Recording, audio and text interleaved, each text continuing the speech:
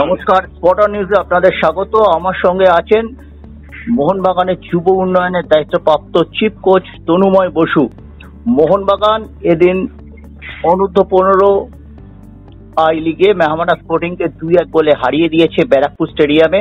আমরা এই ব্যাপারে তনুময়দার সাথে কথা বলবো। তনুময়দা, ম্যাচটা কেমন হলো, কারা গোল করলো একটু যদি বলো। অ্যাকচুয়ালি প্রথম কথা হচ্ছে যে সবচেয়ে সমস্যা হচ্ছে সকালবেলা 8:30টার সময় ম্যাচ খেলা, কারণ হচ্ছে আমাদের ছেলেরা বহু দূর দূরান্ত থেকে আসে, আর তখন আমাদের তাদের প্রায় আমরা এখান থেকে ভোর 5টার সময় টিম নিয়ে বেরোতে হয়েছে।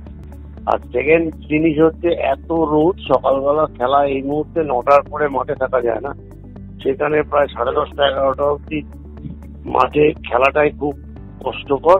এবং রিয়েলি সত্যি কথা বলতে গেলে তাদের যে পারফরমেন্স, সেই পারফরমেন্স কিন্তু আমরা পাই না।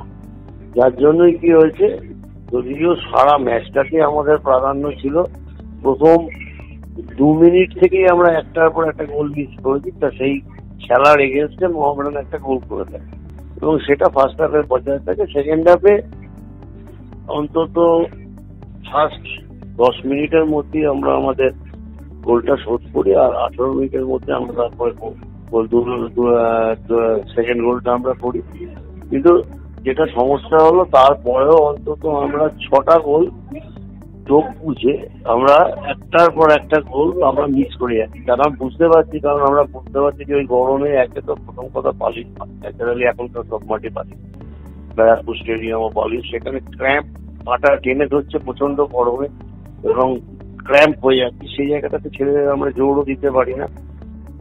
বাচ্চা ছেলে সবে 14 বছর পেরিয়েছে তারা, তো সেই জায়গাটাতে তাদের যে পারফরমেন্স, আমরা সেই পারফরমেন্সে খুশি। এই মুহূর্তে লিগ টেবিলে তোমরা 2 নম্বরে আছো। তোমাদের ওপরে আছে বেঙ্গল ফুটবল একাডেমি, রাজ্য সরকার পরিচালিত। ওরা 7 ম্যাচে 17 পয়েন্ট পেয়েছে। সমসংখ্যক ম্যাচে মোহনবাগানের সংগ্রহ 16 পয়েন্ট। ঠিক কটা দল যাবে পরবর্তী পর্বে? 2টো দল যাবে। 2টো দল যাবে।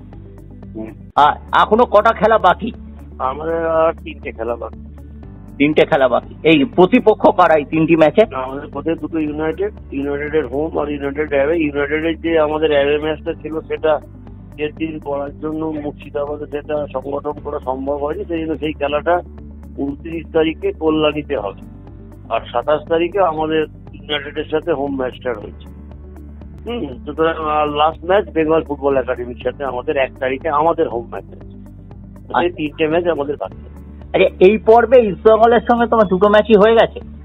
হ্যাঁ, দুটোই হচ্ছে। একটাতে 2 গোলে জিতছি, একটা 1 গোলে জিতছি। ইস্টবেঙ্গল অনেকটা পিছিয়ে রয়েছে এই পর্বে, দেখা যাচ্ছে তাদের পয়েন্ট 7 ম্যাচে 7 পয়েন্ট।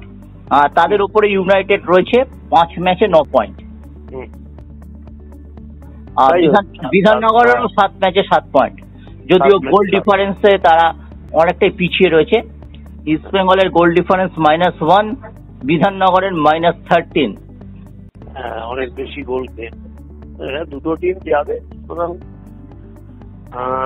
যা সিচুয়েশন দাঁড়িয়ে আছে, তাতে যদি ইস্টবেঙ্গল আরো 3টে ম্যাচ জেতে হোক, তাতেও কিন্তু ইস্টবেঙ্গলের যাওয়ার চান্সটা খুব কম। হ্যাঁ, 10-3, 13-3, 16 পয়েন্টে গিয়ে শেষ করবে।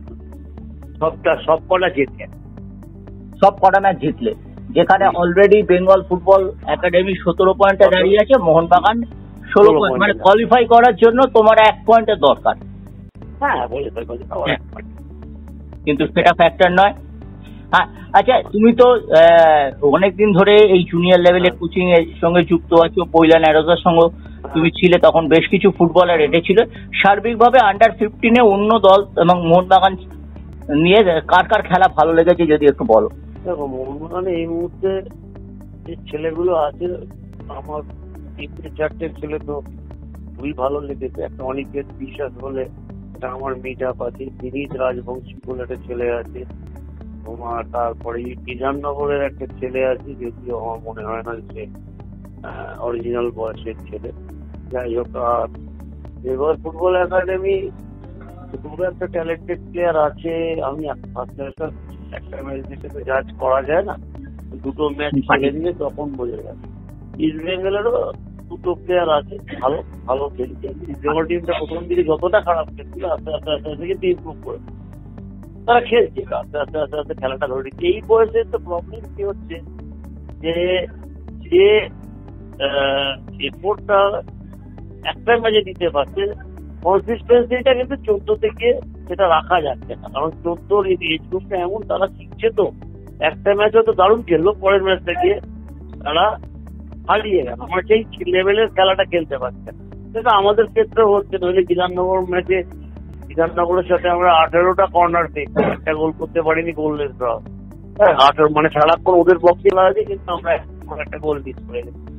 এই বয়সে এটা হয়, কারণ তাদের সেই ম্যাচিউরিটি যে গোল করার চাই এটা নেই। ধন্যবাদ তনুময়দা আমাদের সঙ্গে থাকার জন্য এবং পুরোপুরি আমাদের আন্ডার 15 আই লিগ ঠিক কি জায়গায় রয়েছে সেই ব্যাপারে অনেক গুরুত্বপূর্ণ তথ্য তুলে দেওয়ার জন্য।